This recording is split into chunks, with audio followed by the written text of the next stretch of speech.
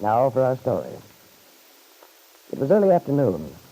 Cutting across the courthouse square on his way to see his attorney, Angus McKillop, Bill Meade had noticed an expensive perambulator which contained a very lovely baby, attended by a neatly dressed, dark-haired young woman. Coming closer, Bill had been certain this was the baby he believed to be his son.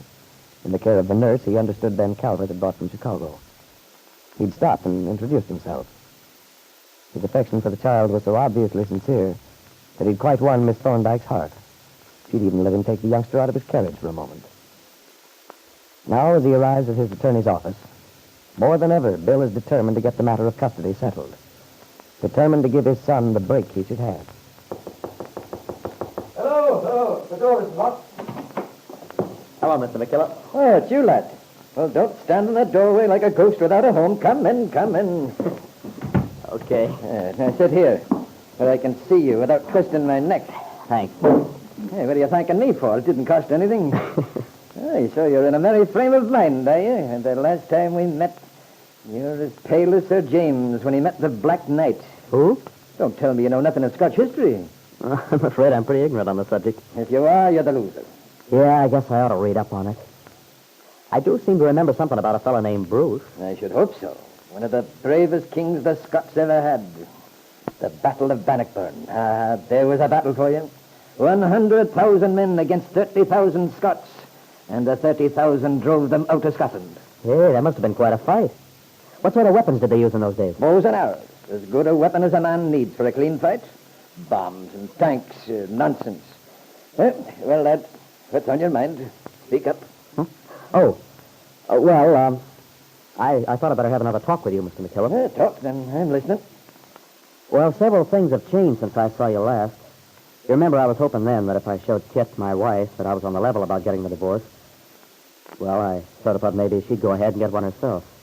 It would have been easier that way. Now, what happened? She refused. Yeah, I thought she would. You did? Of course. I've known the girl's father since she was a wee babe. Ben Calvert was born to make trouble from the first breath he drew. He put her up to it, without a doubt. Yeah, you've certainly got the picture right, Mr. McKillop. In spite of how Kit feels, I think she might have been willing to listen to reason. Except for her father. Oh, he was furious when I turned down the proposition he made me. What proposition was that? Now, if I'm to help you, you'll have to give me the facts. I've heard of no proposition. Oh, well, that's why I came up today. I wanted to bring you up to date.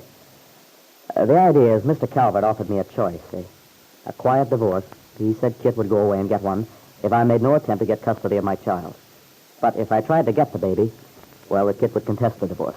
He said he'd fight with every weapon he had.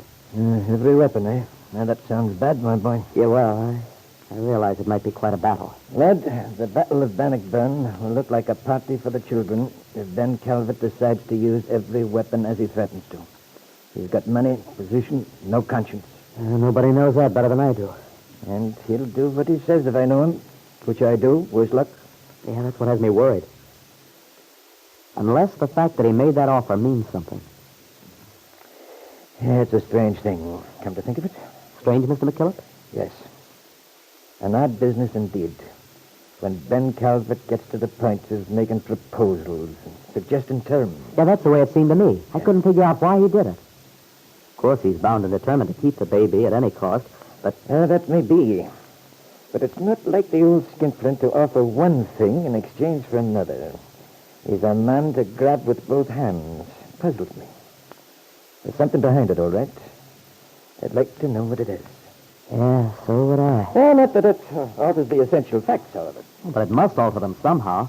Look, Mr. McKillop, Mr. Calvert as much as offered me a bribe, provided I drop any attempt to get custody of my own son. Now, it must mean that he's afraid of something. Very likely it does. Well, and if we take the case into court, doesn't that mean we have a good chance of winning? Not by a long shot. Oh.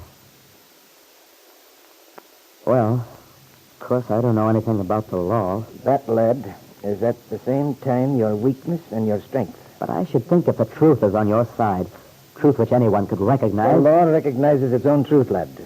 And that truth may not be visible to you or even to me. Now, that's the catch to it. Yeah, but even so, if Mr. Calvert's afraid of something, whatever it is, when we take the case into court, maybe we'll find out what it is.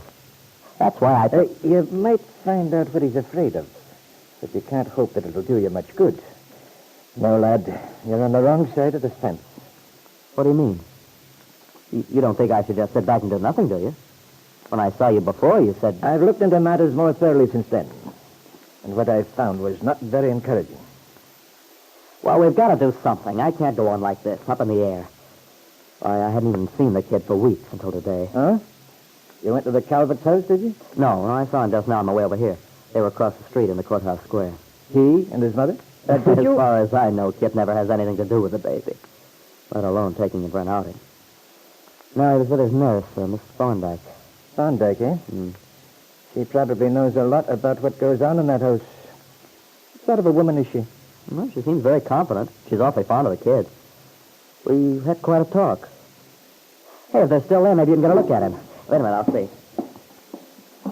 Yeah, there they are. You don't say. Wonders we'll never see. Hey, come and see him, Mr. McKillop. You know, he's not just an ordinary baby. He's a very exceptional fellow. Now, look, lad, I respect your paternal pride, but don't ask me to share in it. I can see him grinning from here. Yeah, more credit to your eyes. Now come back along here. Here comes stop behaving like a schoolboy and showing off his new bicycle. Come here, now. Oh, I'm sorry. That's the first time I've seen him in such a long time. Guess I got sort of excited. I see that you did. You're bubbling over like a new bride saucepan. Now, you'd better simmer down. I'm sorry. That's all right, boy. There's nothing wrong with you that a few years won't take care of. You're young yet. Young and foolish. Yeah, I guess I am. But you have one thing in your favor. I'm glad to hear it. You're honest. When a man's been a lawyer as long as I have, he learns to appreciate honesty. Treasure it like a precious jewel. Yeah. Well, I've always tried to be honest. Though it doesn't always seem to make things easier. No, that's the rub, lad. But you have to stick it out just the same. The world, especially the world of the law, is a strange one, full of uncertainties. That's where the danger lurks. You have to know where to expect the pitfalls. Yeah, I realize that, Mr. McKillop. You see, that's why I came to you. I thought if you knew the whole situation, maybe you could help me. Maybe you'd have an idea what to do. Hey, plenty of ideas. Yeah, what to do. Hey, plenty of ideas. Yeah, what to do. Hey, plenty of ideas. Yeah, what to do. Hey, plenty of ideas. Before, my wife doesn't want the child. I know she doesn't. There must be some way. There is, my boy. You think I have a chance to win? No. Not a ghost of one. Well, then, what do you mean, there's a way? My advice to you is accept Ben Calvert's proposition. Accept it? It's the only way. Otherwise, you may come out with nothing. I'm a realist, my boy. I know the law. And the law in this sort of case is for the mother, regardless. Yeah, but Kit doesn't want the child. It's Mr. Calvert. You say you've known him a long time. Well, you ought to know... I've known him, yes. And I know what he is. Well, then, if you had a child, would you want him brought up in that house? Brought up by Ben Calvert? That's a foolish question, lad. Well, don't you think I have any chance? I'm afraid you haven't. Not a ghost of one. You haven't sufficient grounds to win against a contested divorce. And as for getting your baby, no, lad. The best thing for you is to tell Ben Calvert you'll not fight for your child. Tell him you'll accept his offer. Bill Meade looked at the lawyer in stunned silence. The possibility that he might accept Ben's offer had for some time been entirely dismissed from his mind. But if McKillop, a reliable attorney who certainly knew what he was saying, advised him to accept that offer, well, all his thoughts were confused again. He thought of the nurse's words, her implication that the child's future in the Calvert home would be far from a happy one.